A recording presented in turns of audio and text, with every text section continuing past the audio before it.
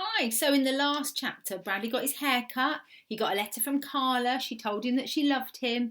And he ran up at the very end of this chapter and hugged his father.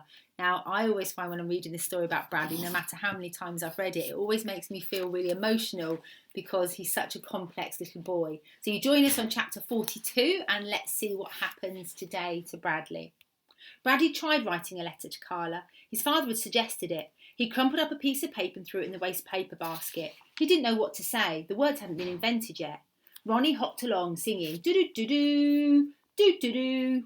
The other animals were taking a vote. We took another vote, said Lion to Ronnie. We like you best. I like all of you best too, said Ronnie. Bartholomew walked up to her. I love you, Ronnie. Will you marry me? Yes. And I saved you from the quicksand too. So you didn't die, said Bartholomew. That's good, said Ronnie. I'm really glad to hear that. Chapter 43.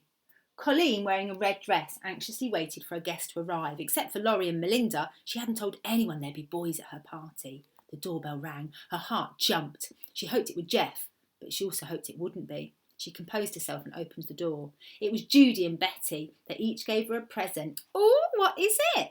Coleen asked as she took the gift, but of course they didn't tell her.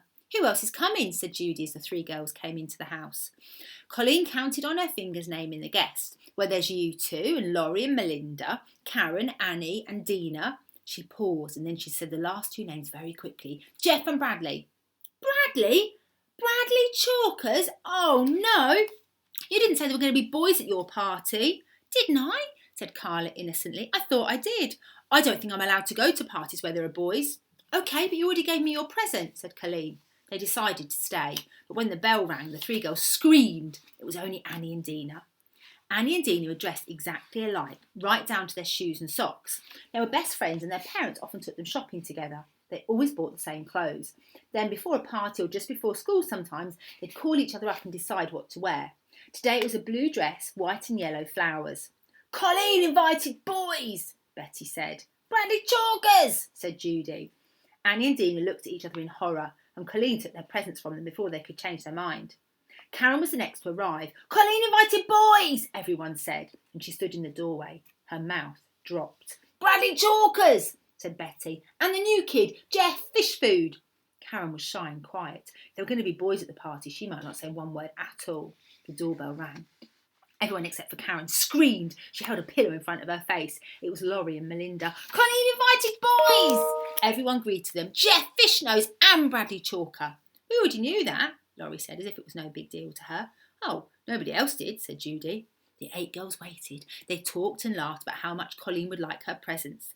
They asked her what they'd be to eat and what games they'd play. The one thing they didn't talk about was the boys. It was the only thing on their mind, though. When Coleen told Dina there'd be a 3-legged race, the room turned very quiet. Each girl wondered if she'd have to run with a boy.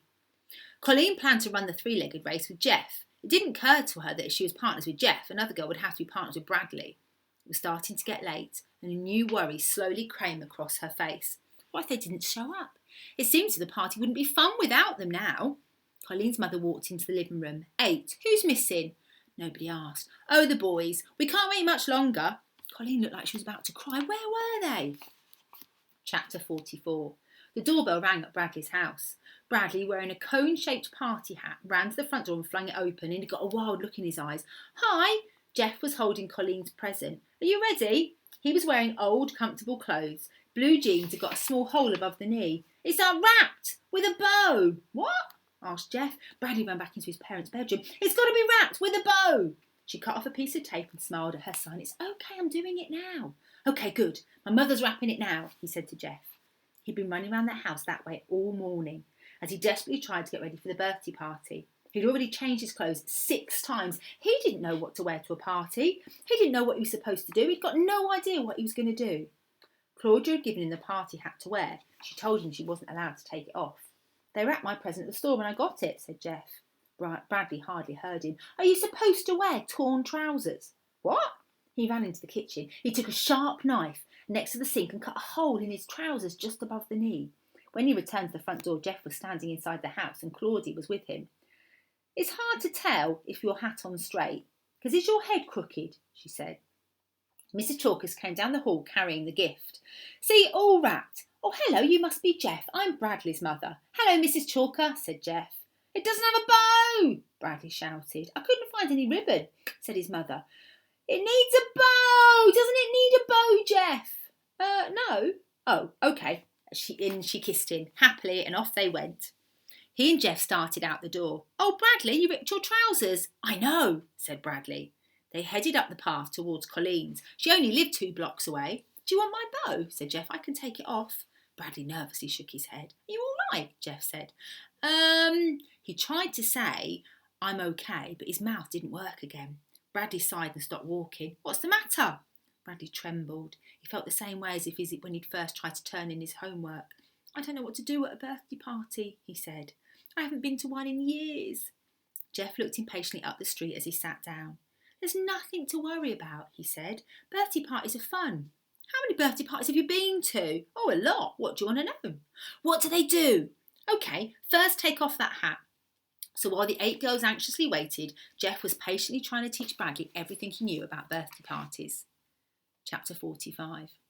Bradley watched Jeff poke his finger in the doorbell and heard it ring inside the house. Then there was a loud scream. A moment later, Coleen appeared at the door. "Happy birthday!" he sang, but he stopped when Jeff elbowed him in the side. "This is for you," Jeff said, handing Coleen a present. "This is for you," said Bradley, and he did exactly the same. "Oh, what is it?" "It's a..." Bradley started to tell her, but Jeff elbowed him again, so he shut his mouth. Then they followed Coleen into the house. "You're not supposed to tell her what you got." Bradley nodded like he understood, but of course he didn't. "Hello, Bradley," said Melinda. He looked at Jeff for help. "Hello, Melinda," said Bradley. Colleen's mother came in and everyone ushered everyone out into the backyard. A picnic table had been set up on the patio with paper plates and cups, and Bradley chose a seat and sat down. "My, this boy must be hungry," said Colleen's mother. The girls laughed. Bradley looked around puzzled. He was the only one sitting down. He quickly rose, bumping up against the table, and a paper cup fell on the floor. As he bent down to pick it up, he knocked the chair over and the girls were in hysterics. Bradley looked around helplessly. Annie picked up the cup and Dina set the chair straight. "We don't eat yet. First we play games." Bradley turned pale. "Just do whatever I do," said Jeff. A large dog dashed out of the back door and jumped on Bradley, putting his muddy paws all over his trousers. "Chicken, get down," scolded Colleen's mother. Chicken had a wiry red hair and a square face, and he got down but stayed by Bradley's side. "Chicken's usually afraid of everyone," said Coleen. Bradley patted his head, glad that Chicken liked him.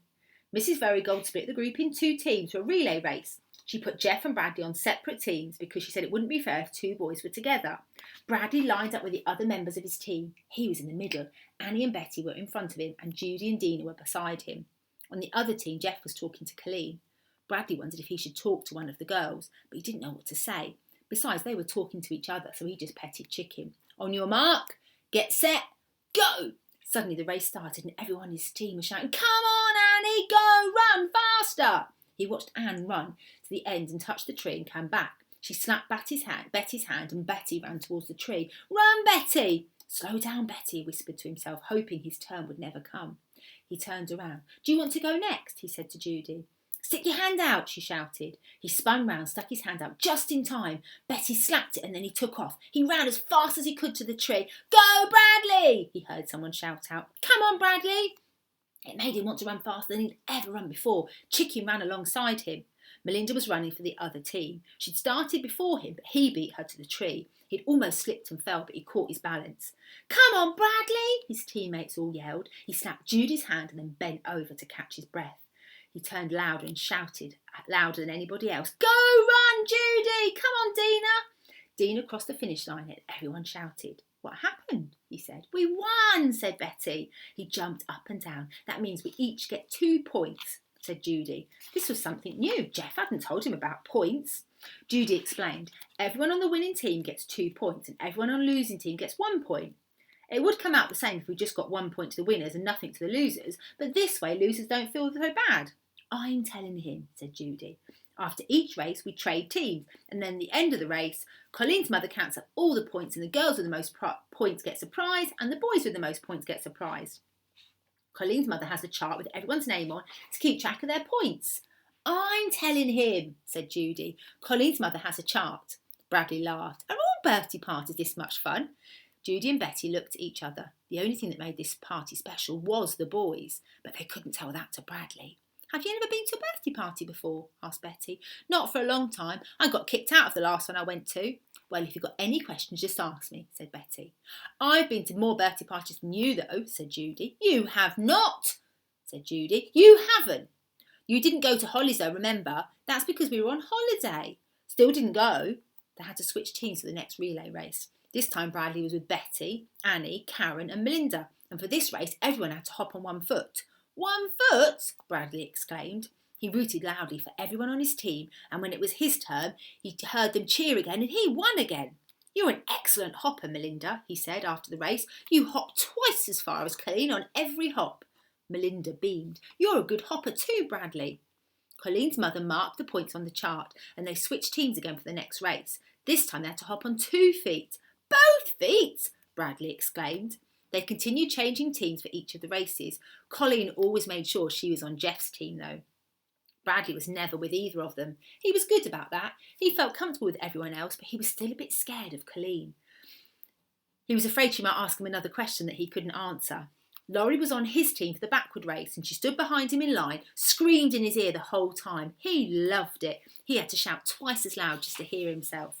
The ear was still ringing when Miss Verigold announced that the next race would be a somersault race.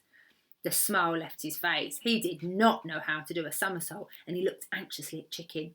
But as it turned out, no one on his team could do a somersault. It was hilarious. Everyone was laughing. When it was his turn, he rolled and flopped in every direction except the way he was supposed to go. And every time it hit the ground, Chicken licked his face. Maybe he'd have done better if he could have stopped laughing. Everyone on their team had a go at somersaulting. The teams just worked out that way. Karen was the best. "You should be in the Olympics," he told her after the race. She smiled and blushed. Bradley smiled too.